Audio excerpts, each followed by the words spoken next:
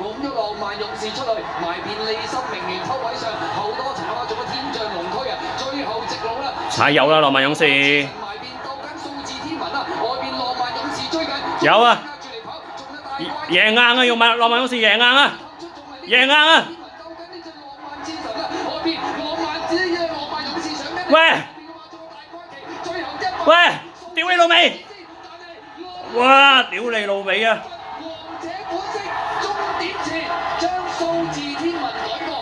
哇！真係仆街嘅。哇！出邊天象龍區啊！800米真係。再次見證到多一匹三冠長途王者誕生。記住佢嘅名字就係浪漫勇士啊！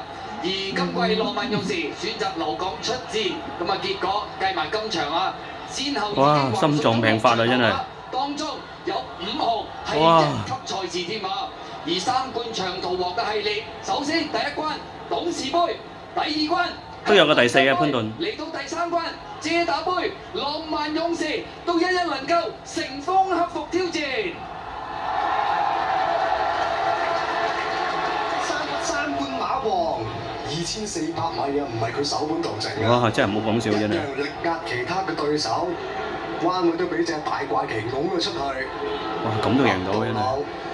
都係贏少少，都係贏。哇！睇下今屆馬王邊隻㗎？